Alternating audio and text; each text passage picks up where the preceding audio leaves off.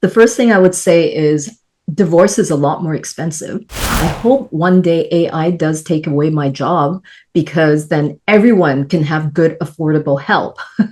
Frost may never happen at 5:30 in Milwaukee, and traditional owner Everyone's been in a fight in a relationship. The question is, what do you do after, or what do you do during? Well, we're going to have some tips today because our guest today is best-selling author Dr. Gloria Lee, who has written the book The Connected Couple. Gloria, thank you very much for joining us today. Oh, thank you for having me. It's such a pleasure to be here. Well, Gloria, I think everyone knows that marriage success rates are pretty much 50-50 at best in terms of success. So many relationships, marriages end before people want them to. Is there a simple answer as to why? Yeah, so let me just actually clarify because 50% divorce rate is for first-time marriages. If you include second-time marriages, it goes up to about 65%, and then third-time marriages, it goes up and so on and so forth. And I've worked with people up to their fourth marriages. And here's the thing.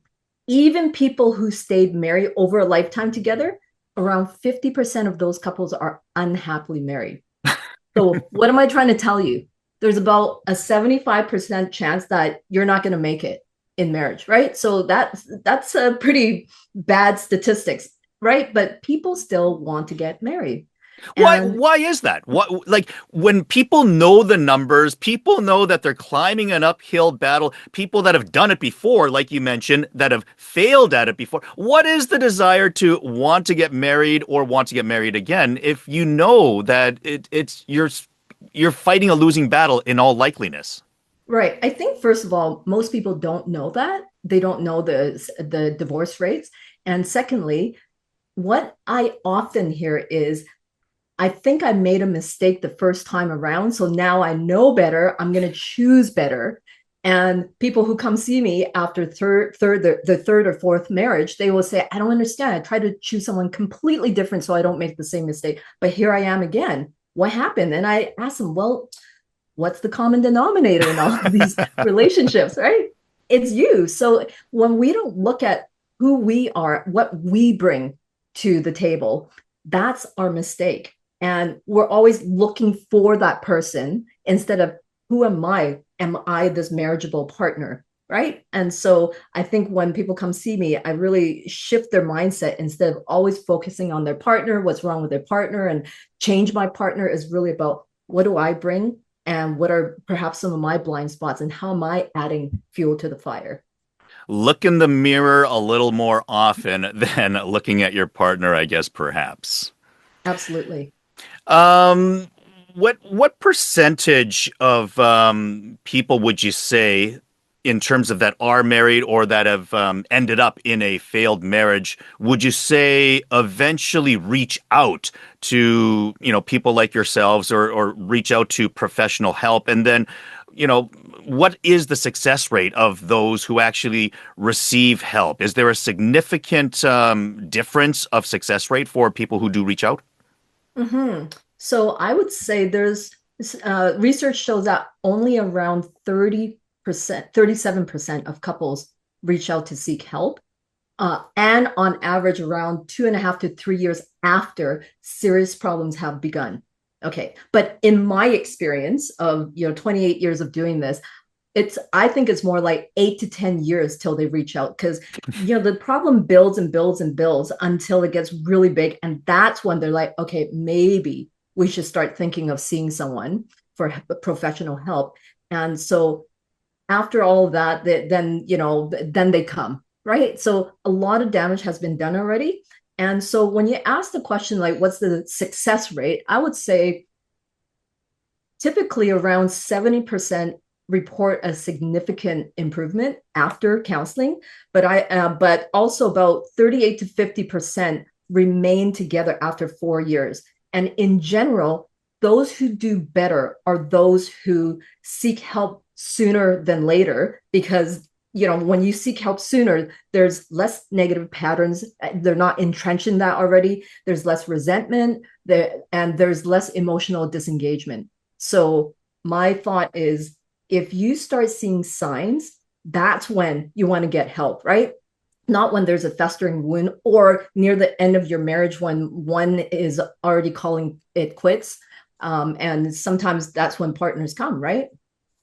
Okay, so there is proven or proof that therapy or having intervention professionally will help the marriage. But as you mentioned, I think a lot of what you're saying is it's better to nip it in the bud before it gets to that point. So then here's a question.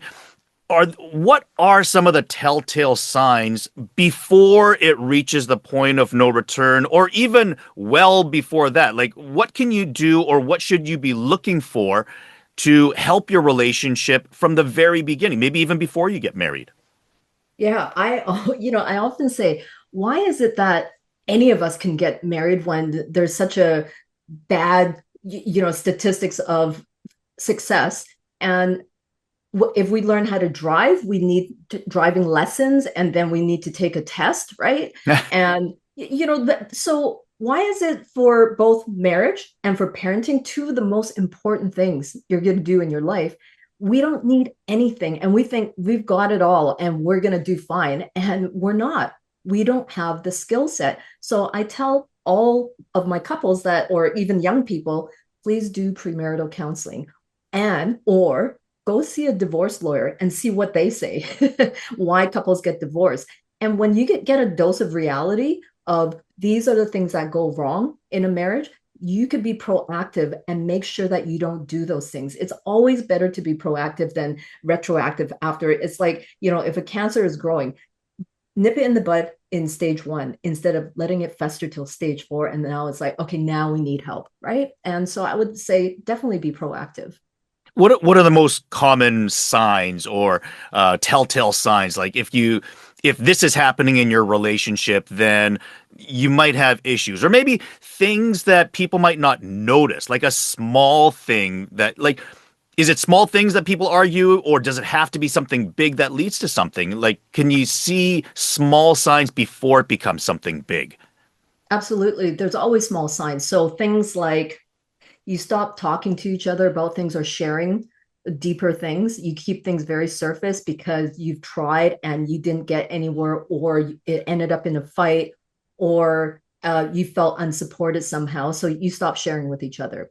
Another one is you start taking each other for granted. Things that you used to do for each other, you don't do anymore. And they're just, your partner's like a piece of sofa or furniture in the home. And the other thing is when these are like micro connections. So let's say, your partner used to buy you flowers because they knew you would like something like that, or make you coffee in the morning or something. They stop doing these kind little things.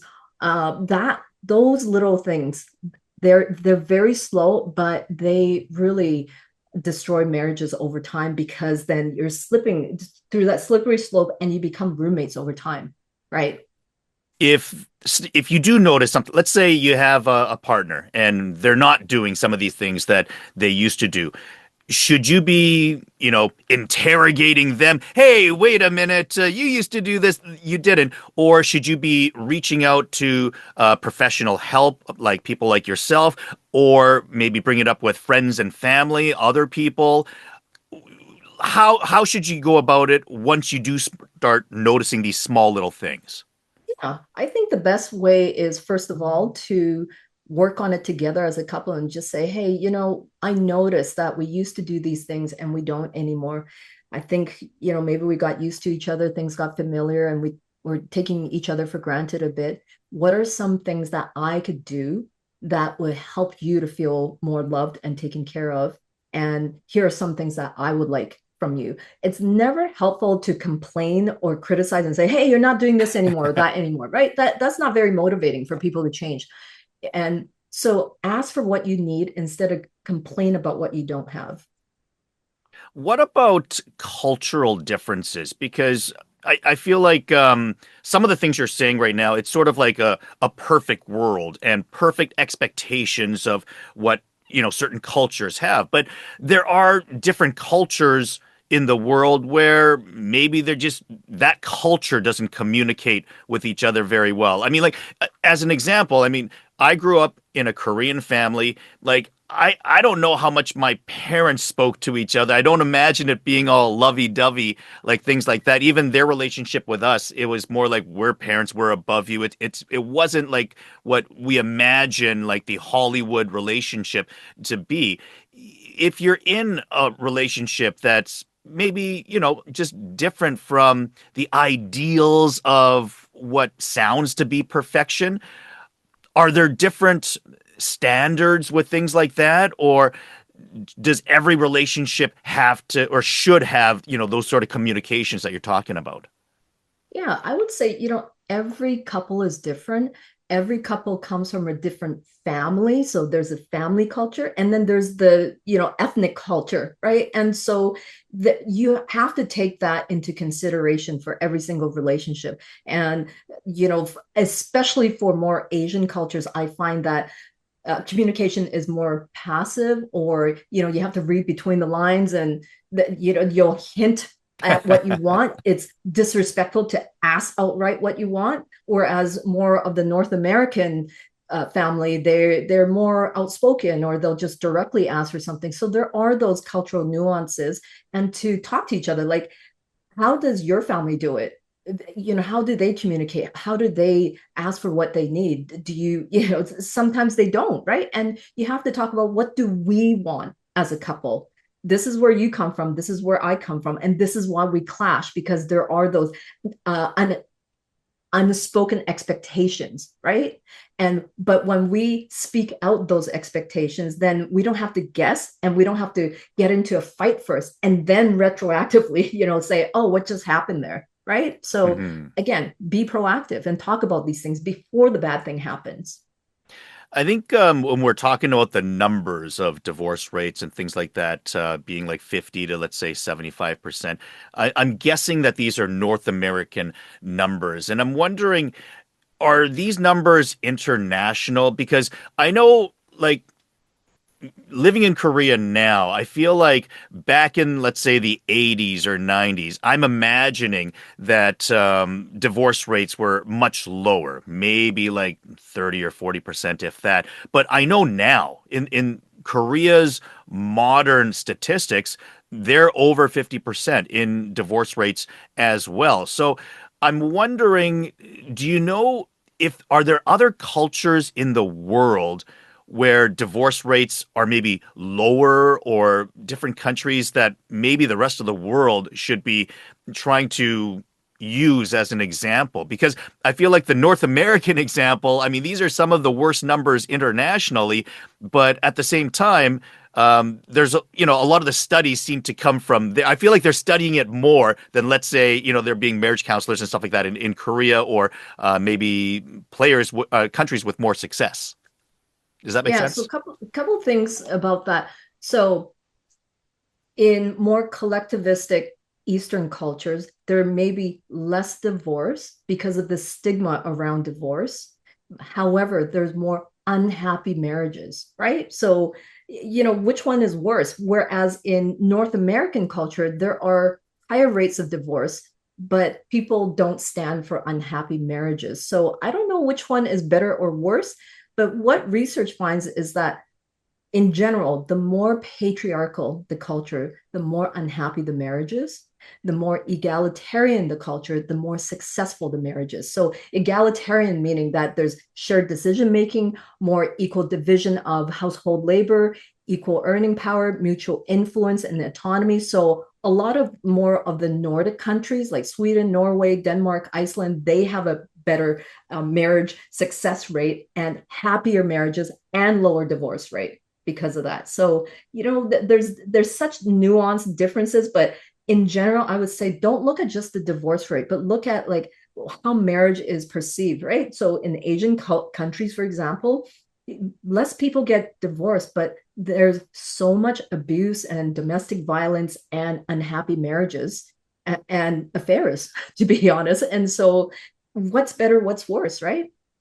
Absolutely. And certainly when you talk about happiness, I mean, when you get married, basically the goal is usually to have kids and raise them properly. And I guess when you're talking about the success of a family, obviously divorce can affect that. But as you mentioned, maybe a dysfunctional family also means, not being able to raise kids successfully.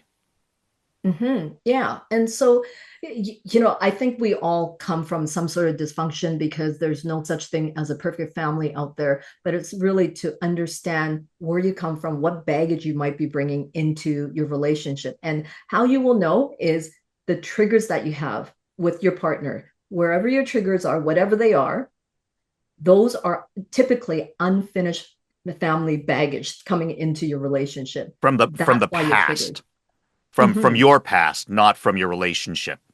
That's right. That's right. Yes. Yeah. So let's say if my husband leaves dishes on the counter and he knows that I like dishes in the dishwasher instead of putting it on the counter. It's not about the dishes on the counter. It's more about, don't you see that if you don't do it, I'll have to do it. You're not taking care of me. You're letting me do all the work because you're not being thoughtful about me. And maybe I come from a family where, I had to do everything for my parents and no one thought about me. It was all about serving my parents. So here I am in the same situation again. So again, it's not about the dishes. It's more about the meaning behind why I get upset when the dishes are being left out. Hmm.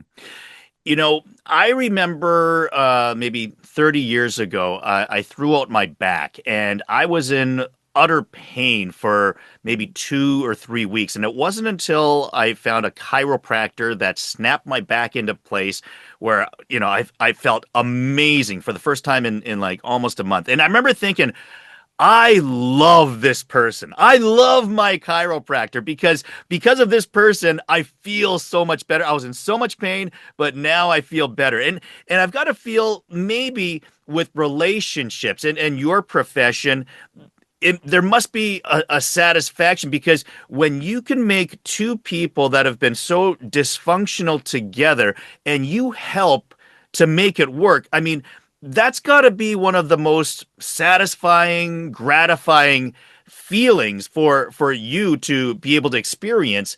But on the flip side, if you're counseling a couple and they just seem to be a lost cause, the flip side must be painful to watch from your vantage point as well, especially if there is something that you can prescribe to them and say, look, this is all you need to do, but they just can't seem to do it.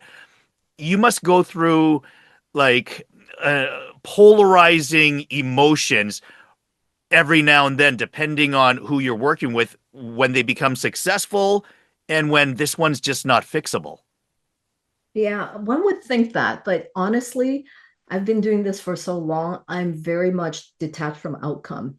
And what I mean by this is it's not my job to save your marriage. That's your job. It's my job to help you, to tell you the truth, help you to see what the truth is about your marriage and what you're doing in your marriage to make it worse, and then teach you the skills to make it better. But it's your job to choose to apply these skills and change yourself. So if you choose not to do it, that's fine. It's your life, your marriage. You've chosen that. But I get to go home to my happy family and my happy marriage because I apply these skills every day. And so, it's I'm very detached in that way because I know some people don't want to change, or they think that it's my partner's problem and they're supposed to change. If you change them, then our life will be perfect, right? No one that I've ever seen in my 28 years have ever come into my office to say, I'm the problem in the marriage. Change me. I need changing, right? Never. But it's always this: fix them, then we'll be happy because they're the problem, right? Hmm. Yeah. Okay.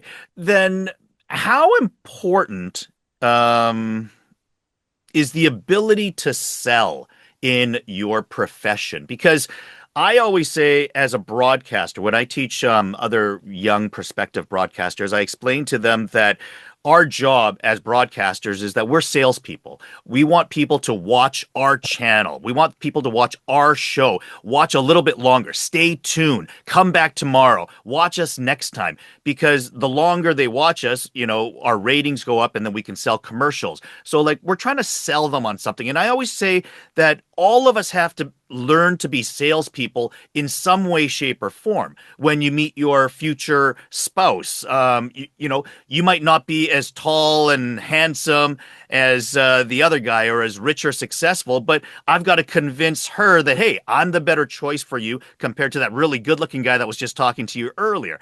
If I go to a job interview, there's going to be people that give better resumes than me, but there's a job interview. It's my opportunity to convince you that I'm better for you, even though this person went to a better school, graduated with better grades. I have a chance. I have an opportunity to convince you that I'm right. I have a chance to convince you that what I'm telling you is correct, but now I've got to convince you to do it. If I'm a personal trainer telling you, look, if you want to lose weight, if you want the body that you want, this is what you have to do, but you have to do it. How important is it for you to be able to convince the people to do what you're explaining is the right thing to do? Yeah, I don't try to convince people or try to sell them, but what I do is I help them to own this process, that how they try one thing that I ask them to do and they immediately get a different result. And so that becomes the self motivator and internal motivation that, this is a good outcome. I like this. I want more of this. Tell me more what I should do. And so that is what happens when I work with couples. Just do that one micro step and trust the process. And when you do it, look at you single-handedly change the trajectory of where you typically go as a couple. Wow, who thought you could do that? And when they see that result, it's super motivating because it's a thing that they've always wanted in their relationship, but didn't know how to get that result. And so now they have it, and it's like, wow, okay, I can do it. It wasn't as hard as I thought it would be. And I like the result. So that in itself sells it, if you want to call it that. What about unprofessional help? So I'm sure before people ever get to you with their problems and seeking out help, I think the most common thing to do is to reach out to your friends or your family, your brother, your parents, saying, "This is my issue." And I guess most of the people that you talk to when you reach out, they're gonna see things from your vantage point, right? Like, I'd imagine that sometimes they can be helpful, but are there times that the advice that friends and family give to the subject can be more damaging if they're not looking at it from a neutral vantage point? Yeah, and I would say that's a really good point, that most advice from your family and friends are damaging. And here's why. Because they're on your side and they only hear it from your point of view. So they're inherently biased. They like you, they're your family, they're your friends. And so when we approach them, we typically, when we feel hurt, we will play the victim role, that my partner did this to me and that. And so your friends, what are they going to do? They're going to say, oh, you poor thing, that's not okay. And, he shouldn't be doing this. And you should be advocating for yourself and asserting yourself, and not taking this kind of BS from your partner, right? Because they care about you. So is that helpful? No, because then now you're going to go home to your partner and say, well, so and so told me that you're wrong because of this and this and this and that and whatever. And first of all, your partner feels disrespected that you talk behind their back, and that's not respectful at all for a relationship. Some things are sacred, and you just cross that boundary. And the second thing is, you have a bunch of cheerleaders who are biased and only hearing your point of view. Of course they're gonna just feed into that anger that you have and the resentment and that self-righteousness that I'm right and you're wrong. Is that ever helpful? No. So how they can be helpful instead, they can do this. So if I was seeking help from a family or friend, I need to ask them, first of all, what might be, or sorry, I want to ask my friend or family, tell me what I might be doing wrong that might be eliciting this kind of reaction from my partner. Be truthful to me. Don't just tell me what I think I want to hear. And the second thing is, if I was the friend or family, I want to ask this question: what would your partner say is the problem? Right. So you hear this balanced perspective. Your friends, you're telling your friends, my partner's like this and that, but also ask, what would your partner say is the problem? And that usually stumps people because they're like, well, they probably say this or that. Right. Yeah. What about people? I think a lot of people want to receive professional advice or therapy, but I think the perception is that it's very expensive.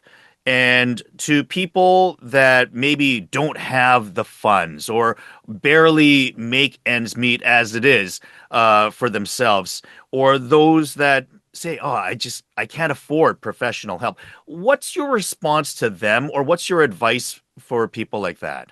Yeah. Yeah.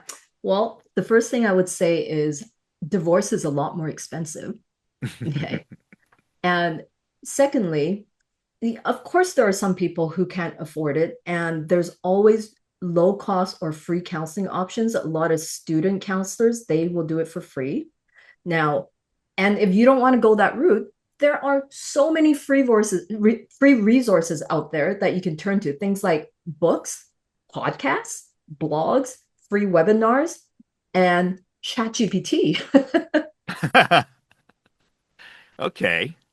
Interesting. Okay, let me just quickly go on a side note here. You mentioned ChatGPT, and I've always wondered, what jobs and careers that ChatGPT might replace someday.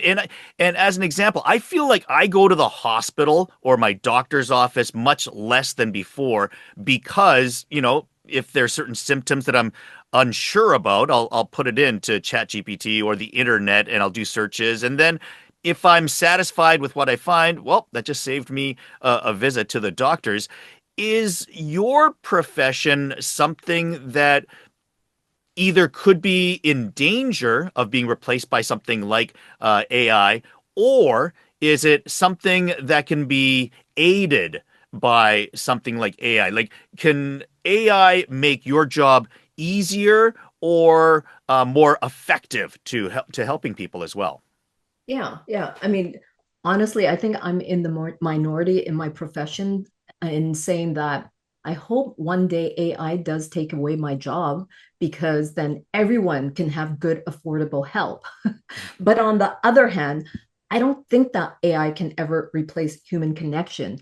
What we're doing right now, even you and I, we're having a real life conversation where when we do that, it triggers the mirror neurons in both of us. And that's how we connect, right?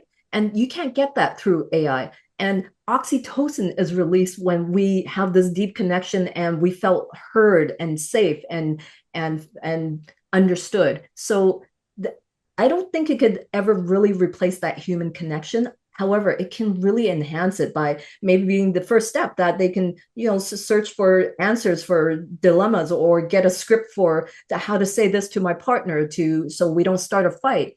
I think that's great if they could do that. Why do they need to pay a professional for something they could get for free, right? Yeah, certainly the eye contact that we can make together is certainly not something that you're going to get from AI. Well, maybe they'll program something like that into an AI therapist in the future to be able to make eye contact with the person that seeks them out. Okay, I want to go over a typical scenario because I imagine I think I'm correct in saying that men and women are just different. Okay, we're biologically different. Women are typically more emotional. Men are typically more stoic. And I have this image of maybe like a woman that is having difficulties that might want to reach out to you, whereas maybe the male doesn't. I feel like that would be a scenario. I feel like my wife would reach out to a therapist before I would, as an example. How do you deal with a situation if you have one person that does want professional help, but the other doesn't? By the way, that is every single couple. It's every single couple. And, research shows that around maybe 70 or 80% of people who reach out in a partnership is the female. And we're talking about heterosexual couples here. And so 75 to 80% are initiated by women. And the other, 15, 20% initiated by men is because either the wife gave them an ultimatum and said, I'm leaving if we don't get help, or they already left and now the husband's panicking, like, okay, I'm ready to do the work now, right? So that's typically when I see the men reach out. But more likely is the woman. They see the problem, they want to address it, and the male is more reluctant. And that's absolutely normal, by the way. It's not just a one-off thing. And the reason why is because men in general want to be, they like feeling independent, that they are in charge, in control, and they know what they're doing. And so if the wife is bringing them to counseling, that's almost like admitting that they're wrong, or there's something, they're at fault. They're fearful that they will get ambushed, especially with the female therapist, with the wife, that we would just ambush them, and just like, both of us telling him that he's wrong, or he's at fault.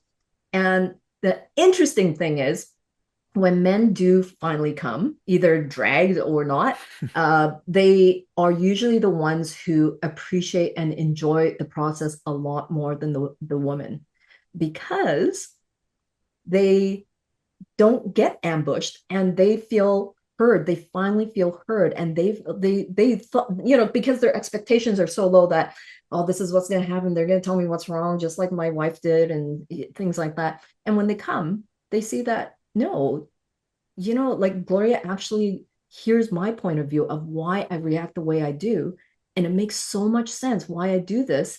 And in fact, she's calling the wife out on certain things that she does to that elicit this kind of reaction from me. So the most typical dynamic that I see in marriages is what is called the pursuer withdrawer cycle. This is the dance. The wife is typically the pursuer. The husband is the withdrawer. So the more the wife wants to address a problem and she doesn't have the right skills to, she'll typically either criticize him or complain, right? Or compare him to other husbands out there. All not good. But the more she does that, I mean, who the heck wants to hear that, right? Especially as a guy, the one thing you want is that you're taking care of your wife and you're protecting her. And so when you're told these things, that you're not good enough, you got to step it up. Look at so and so's husband, and they do all this and this and that, and what do?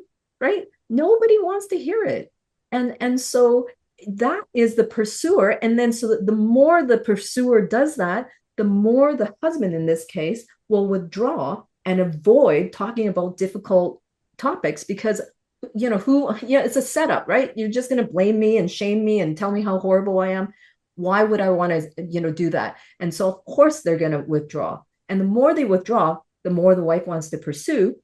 The more she pursues, the more he wants to withdraw. So round and round you go, right? And so sometimes the husband might finally lose it and he'll explode and yell and be defensive or attack back or something like that. And then he'll feel bad, and then he'll finally withdraw. And both people then, they're withdrawn, they have not repaired, and this is where they end up. And so many couples stay in that place for a long time and they don't know how to come back together. I don't know if I should ask this, but either through statistics or from your experiences, is one gender usually more at fault than the other? No, I don't think so. But I could say in general, men have been raised to not have relational skills. They've been raised to be independent, self-sufficient, to be strong and not have weaknesses, which, I mean, it's really patriarchy in a lot of ways. And so it's such a disservice to boys and to men, because if you're human, you have emotions and you have needs and you need connection. We're all built that way. And to deny these very, very core things that we all need as human beings is destroying what a man is. And so men learn to cope by unhealthy habits. So a lot of porn, video games, surfing the net, gambling, alcohol, drugs, workaholism, etc. I mean, women have some of that too, for sure. But men typically turn to these things because they still need some sort of comfort. And this is what they turn to when they feel like they're not good enough, because my wife is always, telling me how what a loser I am. And so, but they haven't built these relational skills. Whereas girls from a very young age, they are socialized to be more connected with other little girls and to have feelings, and that it's okay to have feelings. But when boys have feelings, they will typically be ridiculed. Like, parents have said to little boys, like, don't be such a girl, or you're weak when you have emotions, or suck it up, or be a man, right? When you hear things like that over and over again, you learn to shut it down. But because the emotions are still there, it piles on, and you start having these really unhealthy outlets where you get this comfort, right? All the unhealthy habits that I just mentioned. And so when you come together, men and women, so men want the woman to get the comfort from them, but women want to be connected and to get the comfort from the man. And so if he doesn't know how to give it except through sex, right, that's very typical. The woman feels like, I'm not getting that emotional need met. I don't have that emotional connection. And so she doesn't, that's why she complains. And what the man is like, well, I don't know what I'm doing wrong. It seems like I'm always doing something wrong. Just tell me what to do and I'll do it, right? And but the woman doesn't want that, because she's carrying the mental load of the relationship. And so that's where, again, that pursuer withdrawer is, and it creates a lot of problems in relationships. Since it was somewhat brought up, let's briefly talk about infidelity. And Mhm. when this happens in a relationship, is it repairable? Like, I feel like the most common, or perhaps the most prominently spoken about situation that a relationship goes into issues is through infidelity. What what happens, or what's the way to solve a situation like that, or is it just completely over? Yeah, that's a great question. And I would say that it's not completely over. I've worked with lots of couples who've gone through infidelity. And let me clarify, even the infidelity, there's, emotional betrayal, and then there's sexual, physical affairs. And so, but affairs are affairs. And I find that even for the physical affairs, they're never about the sex. It always starts because of an emotional need that is being met by this outside person that that partner is not getting in the marriage. And so, if you're getting like the criticisms or the complaints and the shaming at home, and it's all about, you didn't do this, or you're terrible as a partner because of these reasons. And then you go to work, let's say, and then, your colleagues like, hey, well, are you okay? You look kind of down. It's like, I'm good, I'm good. And they're like, you want to talk about it? It's like, I'm just having some problems at home, typical stuff. And then they listen to you, and they're like, yeah, that could feel really terrible. I'm really sorry to hear that, but I think you're great, and you got a lot of good points, and got, you're a great person. And then you feel like, wow, I haven't heard that in a long, long time.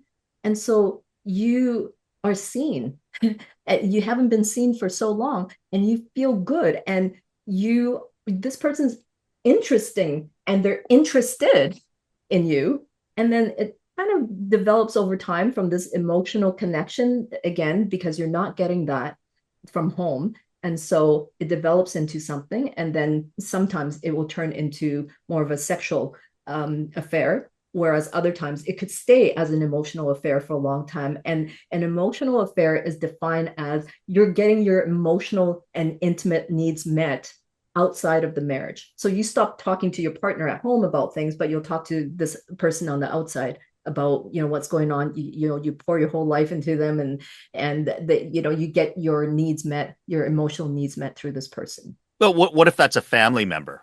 Like, let's say, like a brother of a bro, like if that was my brother, that's being my emotional, or let's say a wife's sister. it's not like that's going to turn into something sexual or something like that. But then is that Right. still like an emotional betrayal to your spouse? Absolutely, absolutely. Because one, there's no safety between the two partners. If you're always going outside to get comfort or advice or whatever, you're not going to your partner first. And if you feel unsafe or uncomfortable with them, you're not working through that. You're just going to someone else for it over and over again, and then getting maybe bad advice, right? And then you're coming back to the relationship saying, so does it ever help? No, no. And there is that emotional betrayal because your needs are again being met outside of the marriage and you're not consulting with your partner, you're breaking the boundaries there. Yeah. Okay. How important is sex in a relationship? I know friends that haven't had sex with their partner for years. Gosh, maybe more than a decade. Often because they say it's awkward once they have kids, but is it important to maintain a sexual relationship with your partner? Or is it just kind of understood that, okay, that's past and that's okay? Yeah. Well, again, it's like, where are you getting your needs met, right? And I think it is very important in a marriage where sex between partners, because that's the defining thing between being a couple versus being roommates, right? you know, and so it's sacred. It's you being the most vulnerable in front of someone else and saying only you have this with me, no one else, right? And so it is sacred, and to take it away because of children or too busy, too tired, those are the typical excuses I hear. That they're just excuses. It's just saying that I'm not prioritizing this because I don't feel like it, or especially for women, their hormones change over time and their sex drive changes as well, right? It decreases oftentimes. And so, but it's not about just having sex. It's really about intimacy. Intimacy is spiritual, it's emotional, it's physical, it's social. It's all of that together that builds, that makes you want to be sexually intimate together, because it's the natural amalgamation of all these things together, and you don't have that with anyone else. And so yes, it is super important for marriages. And now, is there a norm of what is normal or what is healthy? And I would say no. It really depends on the couple, but I would say that, going years without it or decades, that's not normal or healthy. Yeah. Okay. What about different traits in people? So let's say, as we spoke about earlier, men and women we know are different. Okay, there's different things about them, but people are different. The starting point of where a person is. So when I get into a relationship, like I don't know if this is fair to say, but should there be some red lights where I'm saying, okay, wait a minute, this person is this, therefore I should 100% avoid having a relationship with this person because of this issue that this person seems to have, and therefore there will more likely be issues in our relationship down the road. So are there some telltale signs of things that you might want to avoid? And on the flip side, maybe, are there things that are good qualities that you should look for in a partner before you become overly intimate with each other? Yeah. And I would say that this is what I tell my kids: when you look for a good marriageable partner, don't look at the way they treat you. Okay. Because, of course, they're going to be nice. Everyone shows their best side at the beginning, but look at the way their parents treat each other, how the parents treat the children, how the parents communicate to the kids, but also to each other. Do they take care of each other? Do they repair after they have a conflict? Do they, look at the way this partner treats the janitor or the waiter. Look at the way they deal with hurt, with disappointment, with shame, with anger. That's much more indicative of how they'll show up in a marriage than how they treat you right now, right? Mm. Because again, you're in the honeymoon phase. Everybody is on their best behavior. But once you're together, they let their guards down. We revert back to how we live as children growing up in our family of origin. And so, there's a saying that we all marry our unfinished business. I really believe that we just kind of default back to that. And that's where problems begin. And in fact, I think most people don't understand this, but there are three phases of regular normal marriages. There's harmony, disharmony, and repair. Okay. So harmony, disharmony, repair. Harmony is the beginning stages. You're dating, you're infatuated with each other, the hormones are going, you just see all the good things about each other, so you're attracted and attractive, and so you get along.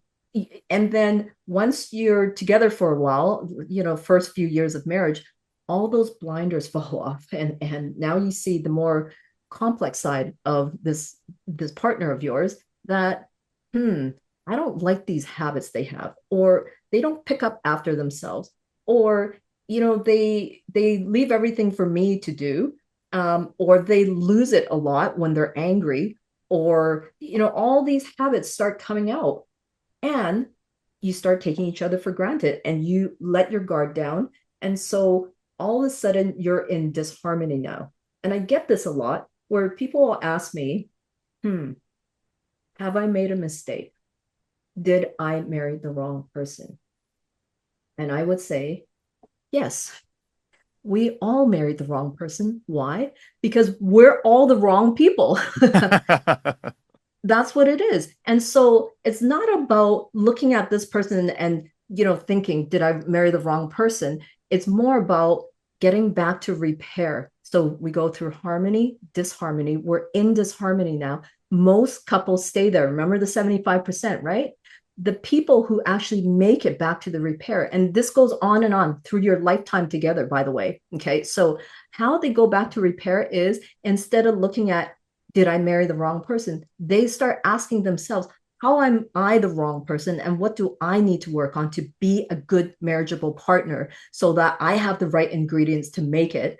And then you get back into repair. What do I need to do to make things right with my partner? Do I need to work on myself? Do I need to work on communication skills, conflict skills, repair skills, etc.? Right. So once you get back to repair, you're okay, and then you'll get back to harmony again. But it goes on and on and on, right? And those who understand that, those are the couples who make it, and not just like tolerate each other over time, but they still not just love each other, but they like each other over time. Yes. Okay. Let's talk about your book, The Connected Couple.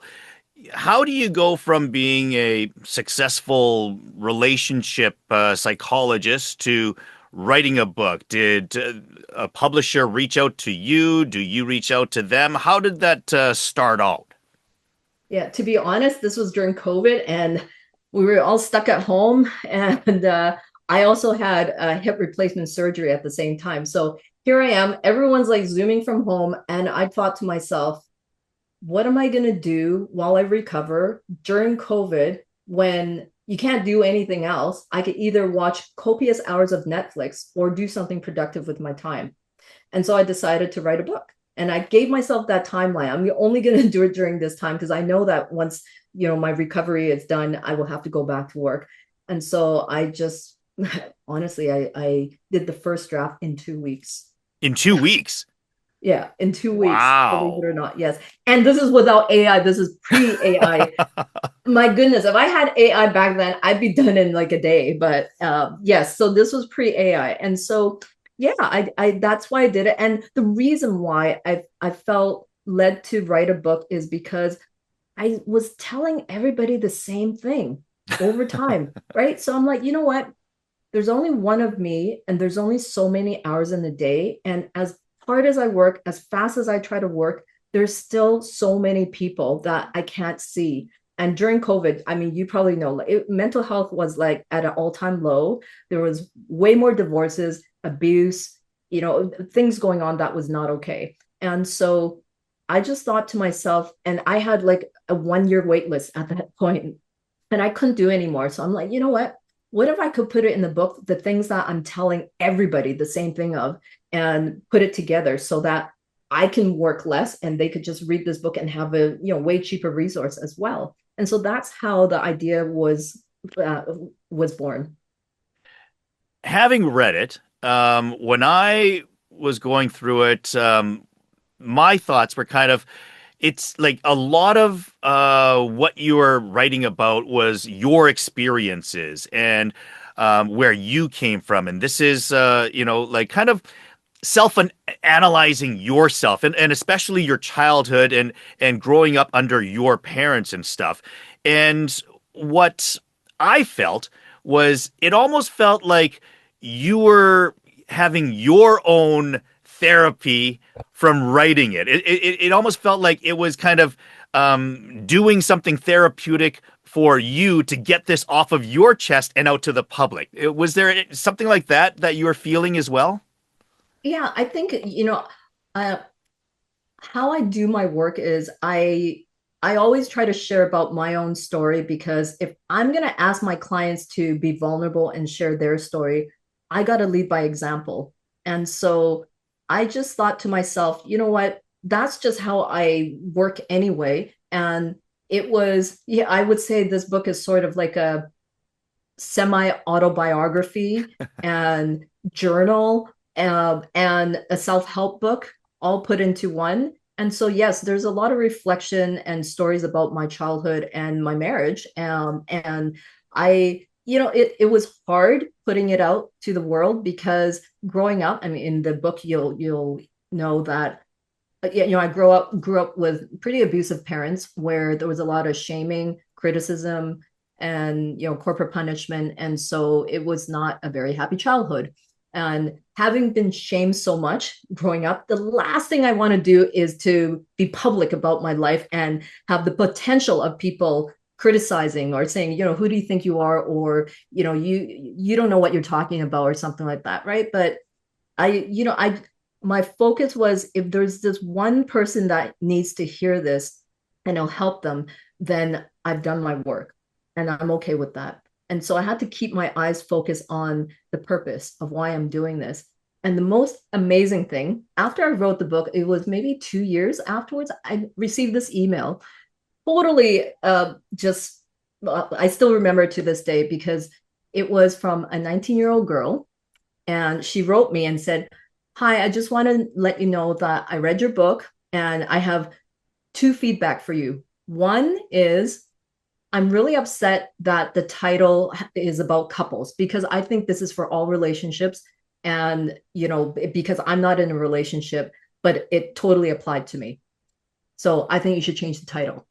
The second thing she said was, "I decided not to kill myself because if you came from such a screwed up background and you became a psychologist, I think I could make it after all."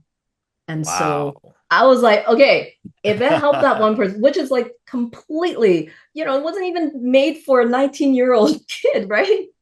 But I was like, okay, I think that's the purpose. If this one person got changed because of it, and fast forward, I think 4 years later, she emailed me again and said that I just graduated. I'm pursuing my counseling, and I'm very much, inspired by your work. So I'm going to help kids like me who also had an abusive background, who had depression, etc. And I'm going to help them as well. So I'm like, oh my gosh, this is awesome, right? It's just, yeah, it brought me to tears when I heard that. So Yeah, absolutely.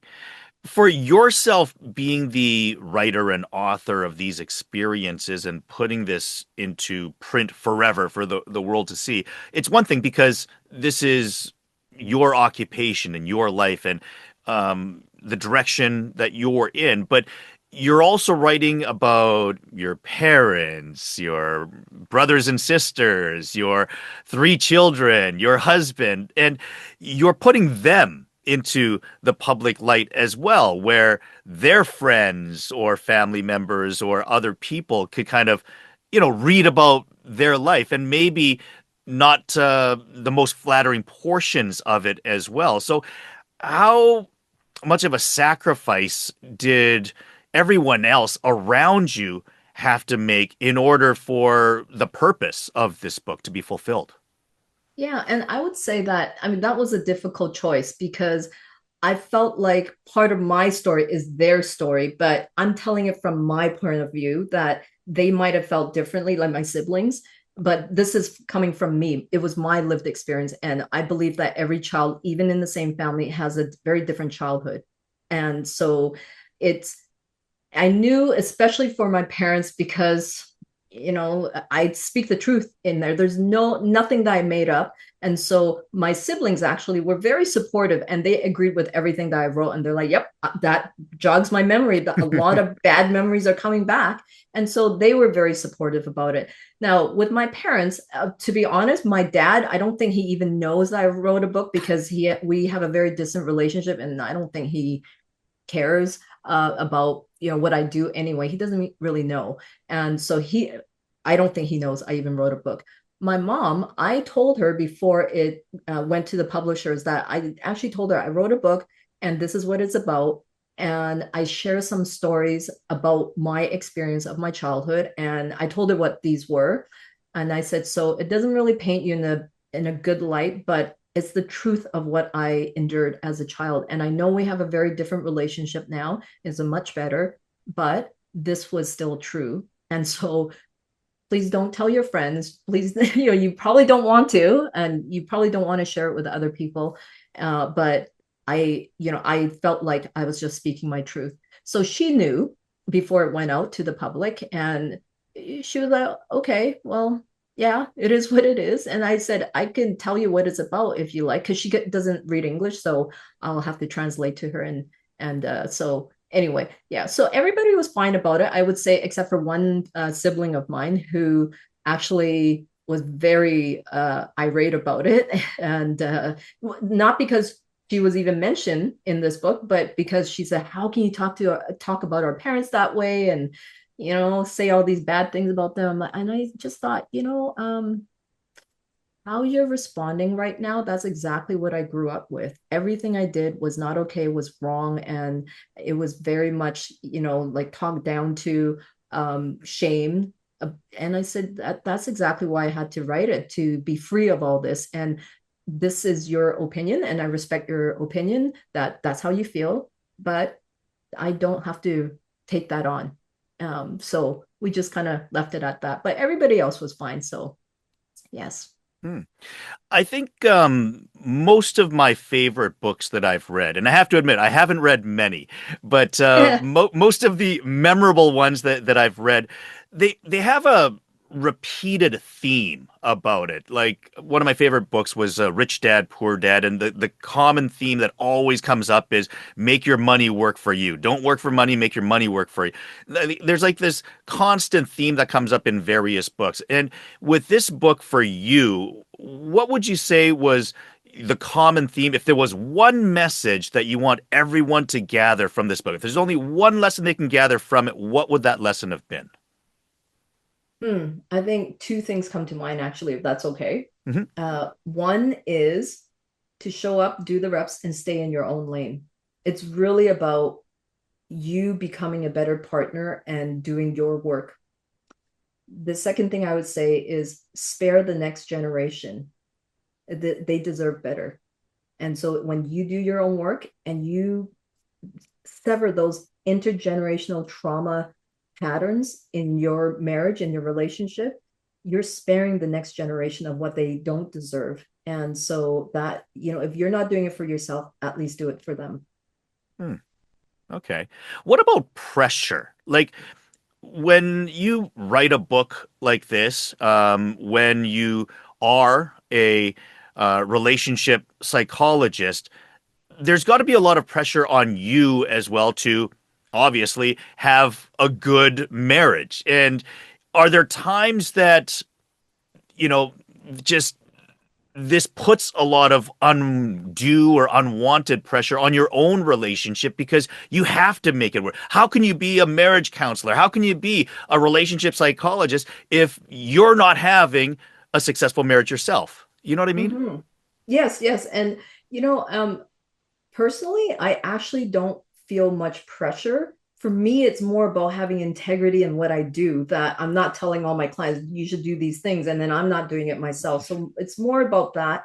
And the reason, like in all of my writings, I often share about my own failures and mistakes that I've made, because it just makes me human, that I'm the same as you. We're no different. It's just I got a few more skills up my sleeve because I learned them. So I'm probably a few steps ahead, but here it is, and you could do it too. And so, yeah, I don't feel much pressure. Maybe I should feel more pressure, but I actually don't. Yes.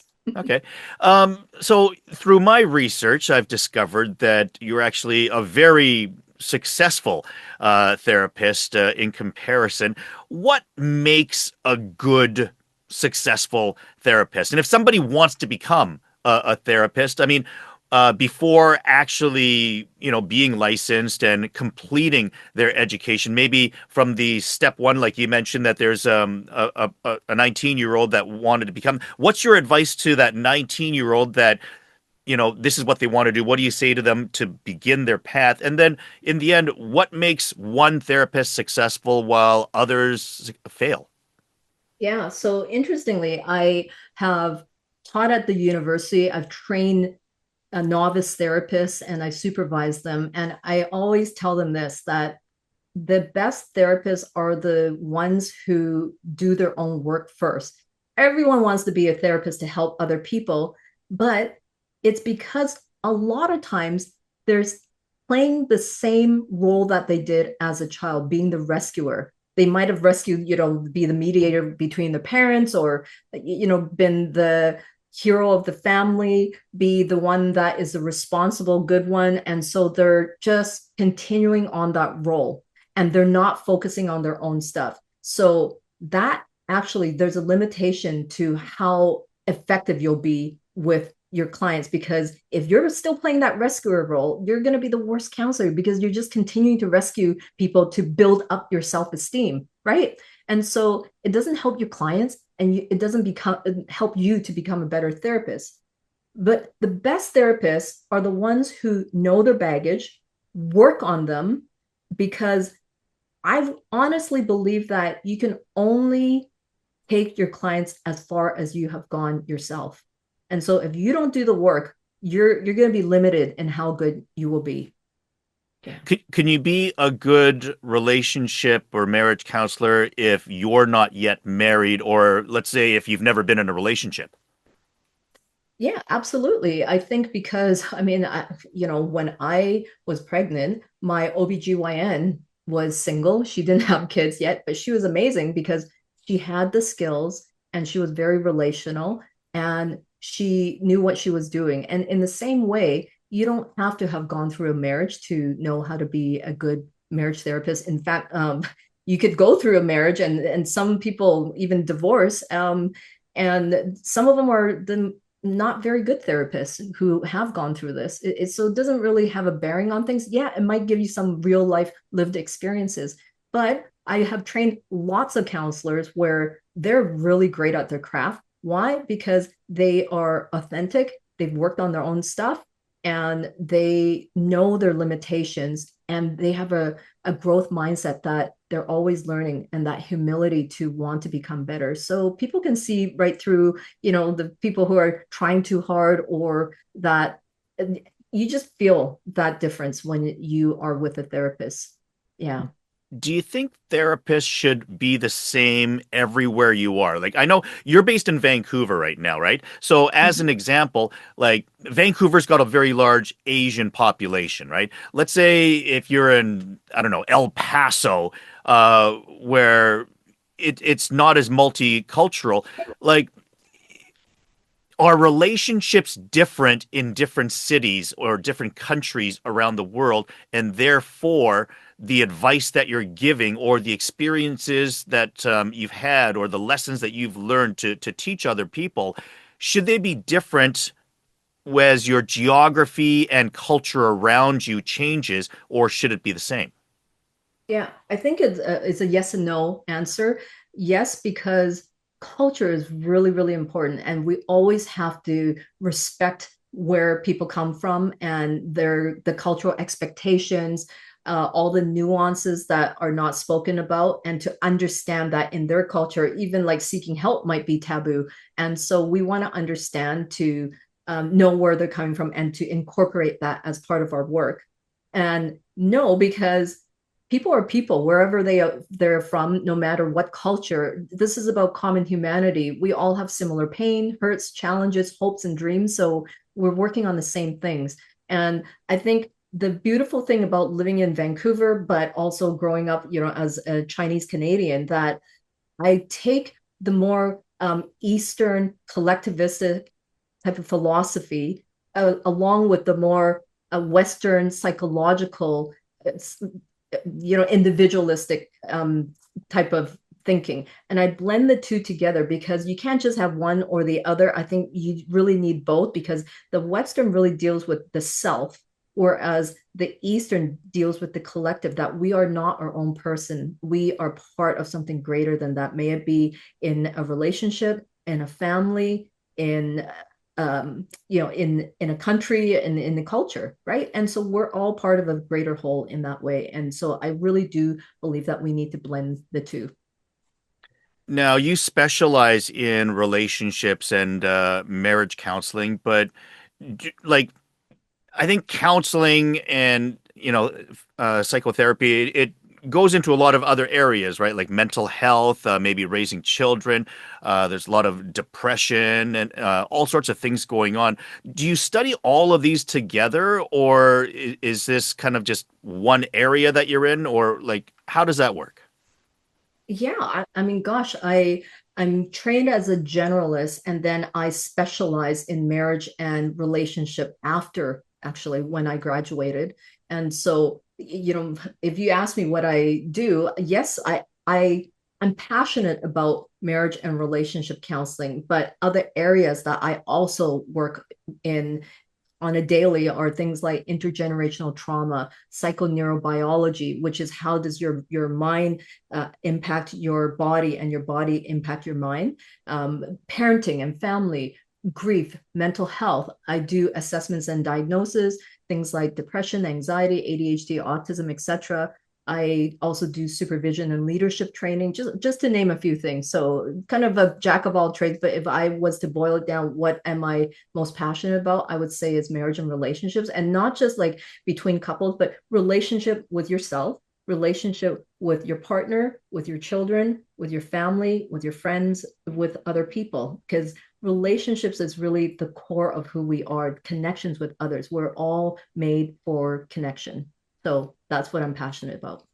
Okay, because I was thinking we're running out of time right now, so we're gonna have to wrap things up. But at the same time, I was thinking, you must have so much knowledge in these other areas that are also so important, and certainly a lot of lessons and advice to give. I was thinking we've got to get you back on in the future to talk about some of these other issues to help people out in those areas as well, if that's okay with you. Oh, I would love to come on again. Thank you. That would be wonderful. Then just one last question. I know you've got the book that you've done. You've got your own practice. You've been on TV. I think you give big talks to large companies and groups as well, right? Yes. What else do you have going, and where can people see you on? Actually, you know what? I'll get your social media information. I'll put it in the description below where people can find you. But what else do you have going in the future? Any thoughts of a second book or anything like that, or any major conferences that you're going to be giving, or tours or lectures? Yeah, there's a lot of things in the works. I would say just a lot of speaking engagements. I'm doing more one to many instead of the one-on-ones, just because, as I said, I'm just telling everyone the same thing anyway. So, do it once to many people. That's sort of where I'm heading right now. Doing more speaking engagements, but also training more people, just so, the other people could do the same thing as well. Another book, maybe. It really depends. If something, comes to mind that I feel passionate about, then yeah, sure. With the AI especially, that would be helpful. Sounds good. All right. Is there anything else that you wanted to mention? Any lessons out there? If there's one thing that people could have learned from today, or anything that, one message that you want to give to anybody at all? I would say, a lot of times we are thinking about, if it's in terms of relationships and marriage, don't think about your ideal marriage. It does not exist. think about what you do have and work with what you have instead of what you think you deserve. Okay. And you'll do a lot better. Wonderful advice. I feel like that sounds like a JFK speech. What is it? Do not for your what does he say? Is it do for your country? Do not ask of your country what they can do for you. Do ask what you can do for your country. Something like that. Something like that. Something like that. She's Yes. sound like George Bush.